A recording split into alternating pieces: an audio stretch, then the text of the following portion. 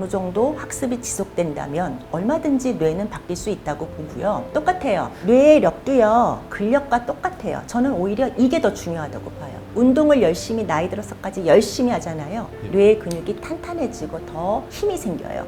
체력은 근력이에요. 근력을 키우자. 뇌의 가소성을 위하여.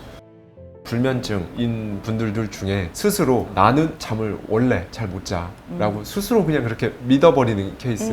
예, 스스로 그렇게 생각하니까 나는 이미 잠을 못 잔다고 생각하고 있으니까 더 잠이 안 오고 또 반대로 약간 강박적으로 스트레스로 작용을 해서 오히려 더 누우면 막 초조하고 자야 되는데 왜 잠이 안 오지? 이 양쪽의 케이스가 다 심리적으로 미치는 영향도 상당히 크죠. 그러니까 불면증의 정의는요. 나의 일상에 지장을 초래하는가. 나도 모르게 피곤하고 졸려서 이전보다 나의 퍼포먼스가 떨어지게 느껴진다라고 하면 불면증이라고 진단할 수는 있어요. 그래서 잠들기 어렵다, 자주 깬다, 깼는데 도로 못 자겠다, 아니면 아침에 너무 일찍 일어나서 낮에 힘들다.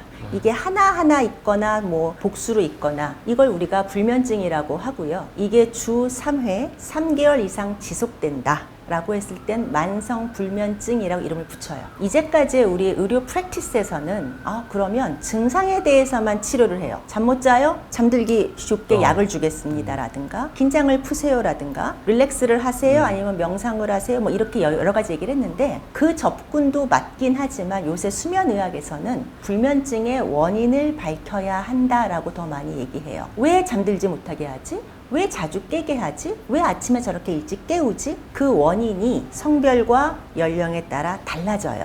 즉 20대 중반의 여자 환자가 와서 잠들기 너무 어려워요 라고 하는 거와 70대 중반의 여자 환자가 와서 잠들기 어려워요 하는 경우는 완전히 원인이 다르다고요. 근데 이거를 똑같이 수면제를 주는 걸로 해결을 하거나 아니면 긴장을 푸세요라고 얘기를 하던가 이렇게 얘기를 한다는 거예요. 지금 예를 든 20대 중반의 여자분이 잠들기 어렵다고 하는 것은 대개는 원인이 일주일 리듬 수면장일 거예요.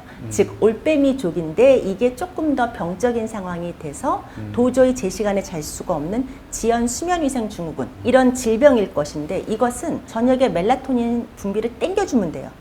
간단해요. 네. 멜라토닌 주고 저녁에 빛 자극 다 제한하고 아침에 밝은 빛 주면은 2주 만에 돌아와요. 20대 중반은. 수면제 먹이면 안 되는 군이에요. 수면제는 쓸데없이 노출만 되고.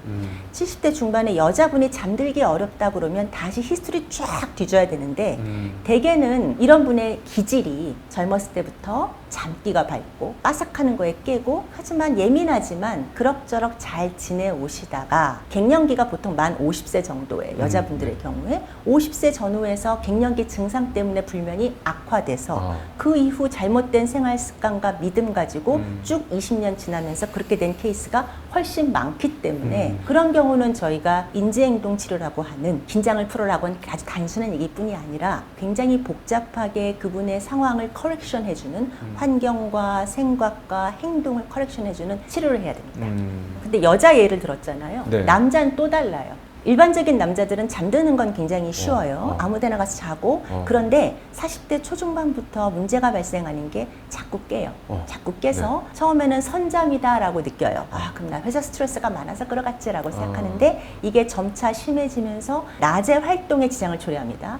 업무를 볼 때 졸리거나 집중이 안 되거나 이렇게 되면서 그리고 와이프든 당신 코 너무 많이 골아. 당신 자다가 숨도 안 쉬고 왜 이렇게 뒤척거림이 심해? 라고 얘기를 하는데 본인은 인지를 거의 못해요. 그분의 불면증은 처음에 잠드는 건 쉬우니까 불면이 아니라고 생각해요. 하지만 선잠이나 자꾸 깨는 거거든요. 불면증 환자예요. 그분의 거의 대부분 그런 40대 초중반 남자의 그런 수면 유지장애 불면증은요. 수면 호흡장애예요. 수면 무호흡증. 본인이 알던 모르던 코골이가 심하던 적던. 그분은 수면 다원 검사에서 양압기 치료해야 되는 사람이에요. 제가 지금 20대, 40대, 70대 얘기했습니다. 똑같이 불면증이죠. 약 얘기 아무것도 안 했어요. 그러네요. 치료가 달라요. 멜라토닌은 약이라고 치긴 좀 어려워요. 네, 그건 호르몬 치료니까.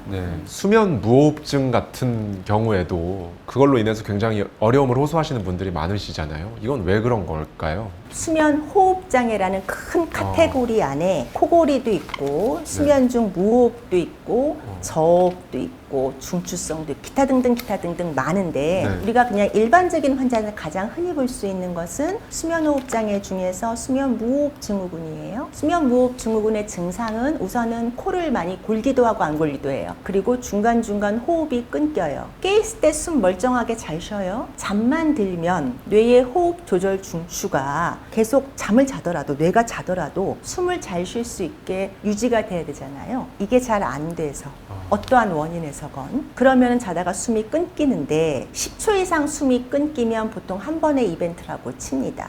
그걸 밤새 레코딩을 했을 때요. 시간당 5번 이상의 수면 무호흡증이 있으면 네. 무호흡증 이벤트가 있으면 네. 우리가 진단할 수가 있어요. 근데 우리가 임상적으로 이건 정말 치료해야 되겠다라고 하는 건 15회 이상이라고 우리가 정했어요. 시간당 네. 15회. 6시간 잤으면 90회. 뭐 이런 식으로 나오는 건데요. 이거는 본인이 추정하거나 옆에 배우자가 들어서 셀 수 있는 건 아니에요. 네. 들리는 게 있고 안 들리는 게 있으니까. 그래서 15 이상 됐을 때 뭐가 문제가 되냐면요. 치료의 이제 시작점인데요. 무호흡증으로 인해서 자다가 숨을 흑 하고 안 쉬잖아요. 네. 10초 이상? 그래 몸에 산소가 쫙 떨어지죠. 네. 그러면 뇌가 자다가 깨요. 센서가 있습니다. 죽나? 그러고 깨는 거예요. 네. 안 깨면 죽겠죠. 아. 근데 반드시 깨요. 근데 그 깨움을 늦추는 게 술 또는 약이에요. 자꾸 깨는 게 싫으니까 왜 깨는지는 모르니까 자꾸 잠만 들면 깨, 잠만 들면 깨. 아, 나 수면제 먹어야지 혹은 술 먹어야지. 그리고 잔다는 것은 산소가 떨어져도 뇌가 반응하지 않은 정상적인 반응을 하지 않는다는 뜻입니다. 어쨌건 깨요. 그러면 심박수가 춤을 춥니다. 그리고 산소 포화도가 춤을 추죠. 그게 하룻밤에 90번, 100번, 120번을 몇 년, 몇 달, 수개월, 수년 걸쳐서 쌓이면 가장 먼저 망가지는 게 혈관이에요. 심장혈관, 뇌혈관, 동맥경화증이거든요. 그거 일으키고요. 뇌졸중, 중풍 일으켜요. 그리고 심장의 부정맥도 일으키고요. 고혈압, 고지혈, 당뇨 같은 모든 대사성 질환을 다 유발시킵니다. 그래서 수면무호흡증은 반드시 치료해야 되는 병이에요. 그게 유병률이 남자 2%, 여자 1%니까 굉장히 높은데 사실은 여자들은 거의 없고 여자는 폐경 전에는 수면무호흡증 별로 없어요. 우리 와이프 코 많이 고는데요? 네, 그럴 수 있지만 코는 고라도 중간에 무호흡증은 없어요. 여자들은 이렇게 뚱뚱하지 않으면. 남자들은 20대부터 있는 것 같아요. 이건 호르몬의 문제인데 그러다가 여성 호르몬이 박탈되는 갱년기가 되면 네. 남녀 공이 똑같아져요. 비율은. 그런데 우리 어머니, 할머니들은 코를 그렇게 심하게 골지 않고 수면 무호흡증이 와서 남자들은 수면 무호흡증이 오면은 증상이 뭐냐면요. 낮에 졸음, 밤에 야뇨, 졸려, 피곤한데요. 여자들은 불면증으로 와요. 그러니까 폐경 후 여성들의 가장 많은 원인, 불면의 원인은 수면 호흡장애입니다. 수면 검사하지 않으면 몰라요. 여자들은 원래 예민한 사람이 훨씬 더 많기 때문에 여자들은 뭐 태생이 잠들기 어렵고 자주 깨는 게 되게 흔하고 특히 여자들은 생리주기라는 게 있어요. 네. 그래서 한 달 내에서도 잠드는 패턴이 좀 다른 사람들이 꽤 많고 그게 20대, 10대 중반부터 익숙하기 때문에 잠 못 자는 게 조금 익숙한 분들이 많고 특히 여자분들은 임신 육아가 되면서 더 드라마틱하게 나빠지고 애 낳으면서 난리가 나고 그러다 갱년기가 되면 또 난리가 나고 그래서 여자들이 훨씬 더 많은 컴플레인을 수면 쪽으로 해서 병원에 많이 옵니다. 하지만 중증은 별로 없어요. 삶의 그냥 질곡이에요, 여자들은. 야뇨 증상도 많은 분들이 경험을 하시는데 이게 비뇨기과적 증상인가요? 아니면 이건 역시도 불면증의 한 종류일까요? 야뇨라고 그러면 밤에 화장실 가는 거잖아요. 네. 보통 2번 이상 가는 거를 병적이라고 치기는 해요. 비뇨기과에서는. 근데 제가 신경과 의사로서 왜 야뇨 환자를 굉장히 많이 보는데 여자들은요. 여러 가지 생리적인 문제 때문에 젊었을 때부터 화장실을 왔다 갔다 거리거나 특히 임신과 출산, 육아하면서 늘 야뇨가 있는 사람들이 되게 많습니다만 남자들은요. 웬만하면 중간에 깨지 않고 웬만하면 화장실은 안 가요. 그렇죠. 예, 만 50세 전에는 술을 왕창 먹고 자도 화장실은 안 가요. 웬만하면은 새벽에 일어나서 한번 가는 거 정도일 거예요. 근데 어느 순간 중간에 깨기 시작한다고요. 그게 나이가 보통 40대 후반, 50대 초반 정도에 시작이 됩니다. 처음에는 그냥 그런가 보다 해요. 근데 갑자기 이게 2번이 되기 시작합니다. 그러면 덜컥 겁이 납니다. 어디로 갈까요? 비뇨기과를 갑니다. 그렇겠죠. 전립선에 문제가 있나 보다 싶어서. 왜냐면 잠드는 건 쉬우니까 그런 분들이. 갑니다. 그럼 전립선 샘 크기도 재고 막 여러 가지 검사를 해요. 그럼 이렇게 얘기해요. 대개는 이래요. 나이에 비해 조금 커져 있나? 잘 모르겠는데 한번 약 드셔보실래요? 이렇게 이렇게 얘기합니다. 네. 그럼 받아와서 와요. 먹어요. 근데 1년, 2년, 3년 지나요. 한 번에 하루에 2번 가던 게 3번, 4번. 근데 어느 순간 중간에 깼는데 도로 못 잡았어요. 갔다 왔는데. 네. 날밤을 새. 하루에 3시간 자. 이러면 이제 비뇨기과 가서 이제 컴플레인 하실 거 아니에요. 약도 네. 이렇게 바꿔보고 저렇게 바꿔보고 효과 하나도 없습니다. 그러면 드디어 이제 비뇨기과 선생님이 신경과 수면 클리닉을 보냅니다. 그럼 그분들은 내가 왜 해? 나는 잠드는 거 너무 쉬워요. 라고 얘기하는데. 그럼 그건 불면증이에요. 중간에 깨서 못 자잖아요. 이거를 저희가 체크하죠. 가고 싶어 깨는가? 깨서 가는가? 구분이 잘 안 돼요. 이제 그런 케이스는 거의 깨서 갑니다. 깨니까 갔다 오는 거예요. 그래서 그런 경우는 엄격하게 저녁 식사 후에 3시간 이상의 금식을 시키고요. 첫 번째 할 것은. 네. 두 번째는 커피 같은 방광 자극하는 카페인 음료 다 중지하고 술도 못 먹게 합니다. 그럼에도 불구하고 하루에 양효로 2번, 3번 있다. 이거는 수면 다운 검사해야 돼요. 그래서 왜 깨게 하는지를 원인을 찾는 겁니다. 대개는 남자분들이잖아요. 수면 호흡 장애예요. 수면 호흡 장애. 네, 수면 무호흡증. 그게 대부분의 양효의 원인이 됩니다. 아, 그렇군요. 거의 대부분 아까 교수님 말씀해 주신 대로 다 비뇨기과적 문제로 생각을 할 텐데. 거기서 문제가 해결되면 오케이, 좋고요. 네. 안 되시는 분들을 저희가 받아서 치료하죠. 20대가 불면증으로 오는 경우는 크게 2개예요. 기분장애, 우울증, 불안증 네. 이런 것 때문에 오거나 그거의 원인 혹은 결과이거나 또는 잘못된 생활 습관, 올빼미들 네네. 혹은 불규칙한 생활 습관, 술 뭐 이런 거. 오히려 그거는 고치기가 좀 쉽거나 아니면 정신과에서 조금 치료하셔야 되는 부분인데 40대가 애매해요. 40대가 애매해요. 왜냐하면 모든 수면 질환이 끼어드는 시기고 40대에 문제가 발생하는 건 그때의 문제가 아니고요. 20대, 30대를 어떻게 살았는가에 따라 달라져요. 20, 30대 때 규칙적으로 생활하고 술은 조금 먹을 수는 있지만 사회적 분위기로 운동도 나름 열심히 하고 괜찮게 지냈다. 그러면 40대, 50대가 스무드하게 넘어가고요. 20, 30대, 40대까지 막 바쁘고 힘들고 불규칙하고 야근도 하고 교대도 했고 술도 엄청 많이 먹고 커피를 뭐 10잔씩 달아 먹고 굉장히 병이 많이 생겨요. 그게 이제 40대에 오는군요. 네. 옛날엔 50대 왔어요. 근데 요즘은 땡겨졌어요. 그럼 왜 당겨지는 거예요? 그렇게?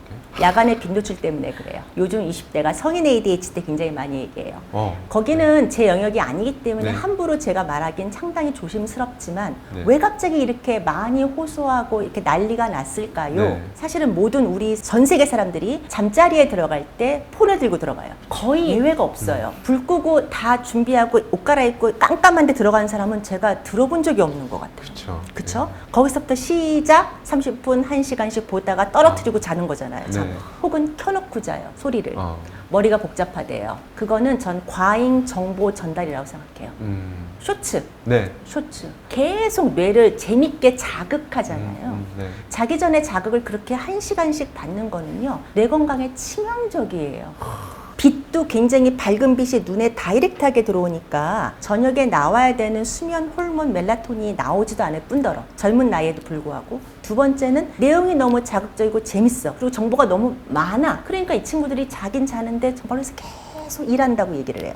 그리고 다음날 잠 잘 못 자니까 집중도 안 되고 일도 허둥지둥거려. 나 성인 ADHD네? 이렇게 얘기한다고요. 기존까지 이렇게 생각 많이들 하시잖아요. 나이가 들면서 20살 정도까지 뇌가 이렇게 성장을 해서 어느 정도 완성되고 나면 성인 이후에는 점차 쭉 가다가 우하향을 하는 그렇게 돼서 나이가 드니까 기억도 안 나고 뭐 이제 이렇게들 생각을 하시는데 실제로 그렇게 믿기 때문에 더 그러한 경향이 있을 것 같고요. 그 다음에 신경 가소성에 따르면 실제로 뭔가를 계속 이렇게 새로운 것을 배우고 이렇게 해나간다면 사람은 계속 발전할 수 있다는 걸 네. 충분히 말해주고 있는 것 같은데 뇌과학적으로도. 네. 신경 가소성, 뉴로플라스티시티라는 네. 말이잖아요. 네. 제가 전공의 때 뇌졸중 환자가 중풍 환자가 많아요. 근데 그런 사람들이 완전히 컴플리트하게 마비가 되었다가 좋아지기도 하고 다른 쪽에서 언어 기능이나 이런 인지가 떨어졌지만 시간이 지나면서 회복이 되면서 다른 쪽 뇌가 좀 도와주는 것 같다는 느낌을 받은 것은 꽤 오래되었어요. 그래서 이거를 어떻게 증명을 할 것인가가 문제였죠.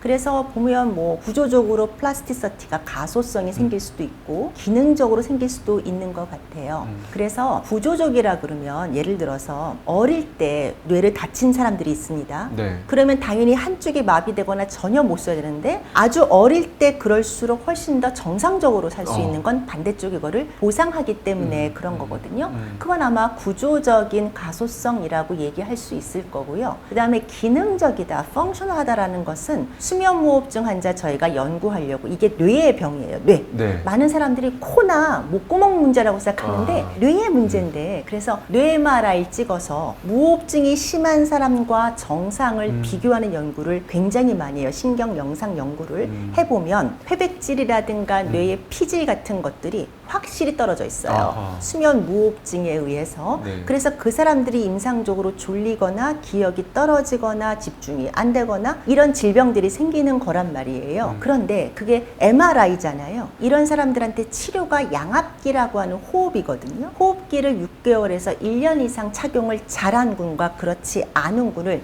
다시 한번 MRI 찍어서 전후 비교를 했어요. 그랬더니 손상되어 보였던 그 부위가 회복이 됐습니다.